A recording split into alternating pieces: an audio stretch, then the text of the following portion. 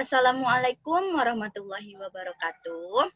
Halo semuanya, pada kesempatan kali ini kelompok kami akan mempresentasikan esai untuk lomba PAB 35 PPIPN UNP. Kelompok kami terdiri atas sebagai ketua ada Maria Putri Dewi dengan NIM 19026063 dan sebagai anggota ada Mai Resma dengan NIM 19033 105. Pada kesempatan kali ini, kelompok kami akan mempresentasikan esai dengan judul Pengaruh Perkuliahan Daring Terhadap Perkembangan Keaktifan Mahasiswa di Saat Pandemi COVID-19. Untuk bagian yang pertama, yaitu latar belakang, akan dijelaskan oleh saya sendiri, yaitu Mai Resma. Awal virus corona ditemukan ketika ada penduduk kota Wuhan, Cina, yang terjangkit. Penyakit ini disebabkan oleh virus SARS-CoV-2. Sebelumnya, orang-orang beranggapan gejala yang dialami sebagai flu biasa, sampai WHO mendeklarasikan pandemi COVID-19 merupakan kegawat daruratan global atau pandemik pada 11 Maret 2020. COVID-19 dilaporkan cukup menular dengan tingkat kematian yang relatif tinggi dan dilaporkan terus meningkat. Untuk mengantisipasi penularan virus tersebut, pemerintah di seluruh dunia, termasuk Indonesia, telah mengeluarkan berbagai kebijakan seperti isolasi, social and physical distancing, hingga pembatasan sosial berskala besar atau PSBB. Kondisi ini mewajibkan semua masyarakat untuk tetap stay at home, bekerja, beribadah, dan belajar di rumah. Kebijakan tersebut sangat mempengaruhi proses pendidikan atau pembelajaran, baik tingkat sekolah maupun perguruan tinggi beralih menjadi sistem daring atau online. Seluruh perguruan tinggi di Indonesia diminta menerapkan teknologi pembelajaran untuk perkuliahan via online. Hal ini tentu bukan menjadi sebuah masalah besar bagi beberapa perguruan tinggi yang memiliki sistem akademik berbasis daring. Namun, akan menjadi masalah bagi perguruan tinggi yang belum memiliki akademik berbasis daring. Perkuliahan daring ini tentu berpengaruh pada keaktifan mahasiswa, di mana keaktifan mahasiswa saat mengikuti perkuliahan secara langsung atau tatap muka dengan perkuliahan daring akan terdapat perbedaan. Saat sekarang ini banyak mahasiswa yang hanya asal mengikuti perkuliahan saja. Yang penting sudah absen tanpa mau ikut andil saat proses perkuliahan berlangsung. Seperti contohnya, ketika mengikuti kelas Zoom dengan seorang dosen, namun mahasiswa banyak yang hanya ikut bergabung di Zoom tanpa memperhatikan penjelasan dosen tersebut. Ini menjadi masalah baru yang harus dicarikan penyebab dan solusinya. Untuk itu, perlu diketahui mengenai pengaruh perkuliahan daring terhadap perkembangan keaktifan mahasiswa di saat pandemi COVID-19. Dalam membangkitkan keaktifan mahasiswa agar lebih semangat dalam perkuliahan daring dapat dilakukan dengan berbagai cara. Salah satunya dengan cara bermain game online. Karena pada saat pandemi, game online sangat diminati oleh semua kalangan, termasuk mahasiswa. Tetapi game di sini game yang dapat memberikan edukasi bagi mahasiswa, bukan game yang hanya sekedar main-main loh, tapi game yang bisa digunakan agar mahasiswa jadi tidak bosan dalam proses pembelajaran. Nah, itulah latar belakang dari esai yang akan kami buat ini. Baiklah, di sini saya Maria Putri Dewi akan melanjutkan tentang pembahasannya. Perkuliahan daring atau online merupakan sarana utama dalam pembelajaran ketika wabah pandemi COVID-19, di mana dalam pelaksanaan kuliah online memanfaatkan sarana aplikasi online seperti WhatsApp Group, Telegram Group, Google Classroom, dan media aplikasi lain ketika perkuliahan daring.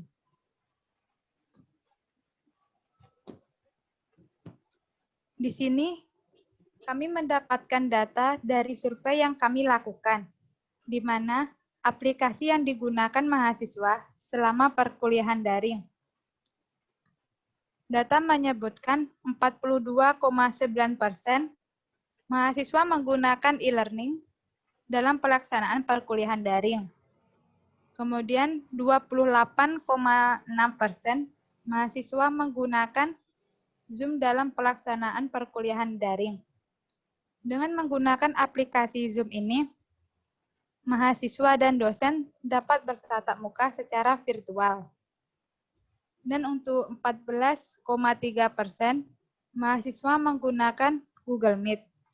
Google Meet ini sama seperti Zoom, mahasiswa dan dosen dapat bertatap muka secara virtual. Dan untuk 9,5%-nya lagi, mahasiswa menggunakan Classroom dalam perkuliahan daring. Data selanjutnya yaitu tentang kehadiran mahasiswa. Data di sini menyebutkan 85,7% mahasiswa hadir dalam perkuliahan daring. Dan untuk 14,3%-nya lagi, mahasiswa tidak hadir dalam perkuliahan daring. Ini dikarenakan kelalaian mahasiswa itu sendiri. Terkadang mahasiswa lupa jika ada jadwal perkuliahan dan rasa malas yang ada pada diri mereka. Selanjutnya yaitu waktu mengumpulkan tugas. Data di sini menyebutkan 76,2% mahasiswa mengumpulkan tugas tepat waktu. Dan untuk 23,8% mahasiswa jarang mengumpulkan tugas tepat waktu. Ini dikarenakan beberapa faktor, di mana faktor utamanya yaitu jaringan. Karena tidak semua mahasiswa berada di tempat yang memiliki akses jaringan yang baik, sehingga ini mempengaruhi mahasiswa dalam mengerjakan dan mengumpulkan tugas.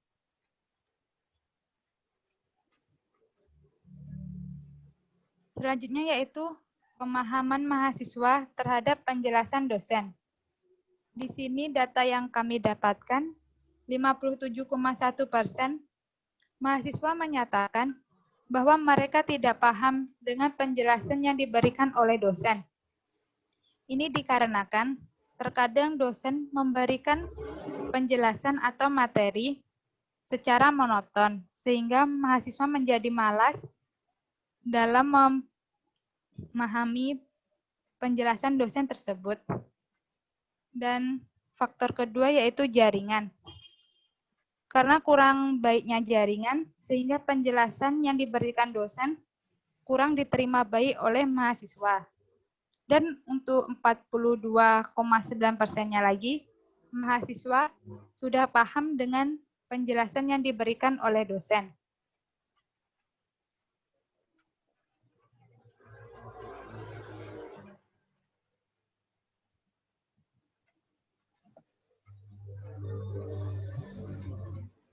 Selanjutnya, yaitu kendala perkuliahan secara daring. Di sini terdapat 4 kendala yang mempengaruhi perkuliahan daring. Yang pertama yaitu jaringan. Tidak semua mahasiswa berasal dari tempat yang memiliki akses jaringan yang baik. Jika akses jaringan ini terganggu, maka perkuliahan secara daring pun akan terganggu. Yang kedua, paket data. Paket data juga mempengaruhi perkuliahan daring, karena tidak semua mahasiswa berasal dari keluarga yang ekonominya baik. Apalagi di saat pandemi sekarang, ekonomi turun sehingga mempengaruhi paket data yang diterima oleh mahasiswa. Yang ketiga yaitu miskomunikasi dengan dosen. Di sini terkadang dosen tidak bisa hadir dalam kegiatan perkuliahan dan dosen tidak mengabari mahasiswa. Sehingga mahasiswa menunggu berjam-jam dosen dan adapun mahasiswa menghubungi dosen tetapi tidak ada balasan dari dosen sehingga terjadilah miskomunikasi antara mahasiswa dan dosen. Yang keempat yaitu rasa malas. Rasa malas ini muncul karena pada saat kegiatan perkuliahan daring, kita hanya bisa melakukan di rumah tanpa ada situasi yang baru. Berbeda dengan perkuliahan secara offline.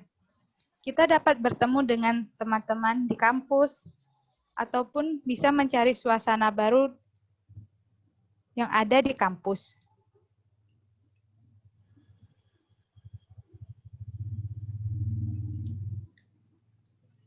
Adapun cara untuk membangkitkan keaktifan mahasiswa dalam perkuliahan daring.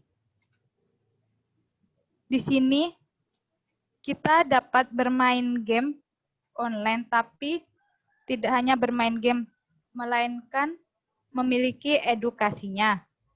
Seperti pada saat bermain Kahoot, di mana dosen dapat memberikan soal di dalam Kahoot tersebut. Bukan hanya soal yang terdapat dalam materi, tetapi juga soal umum lainnya. Dan untuk pemenang akan diberikan hadiah oleh dosen, misalnya mendapatkan nilai kuis atau nilai lainnya. Dengan begitu, maka mahasiswa akan bersemangat untuk belajar. Berdasarkan data yang dikumpulkan, maka dapat ditarik kesimpulan bahwa perkuliahan daring pada saat pandemi COVID-19 mempengaruhi keaktifan di mahasiswa.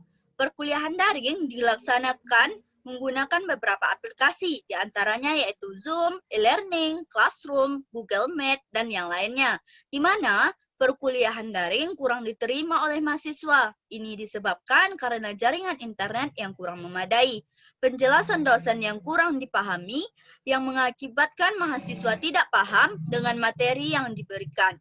Maka mahasiswa menjadi malas mengerjakan tugas, dan dalam pengumpulan tugasnya menjadi telat.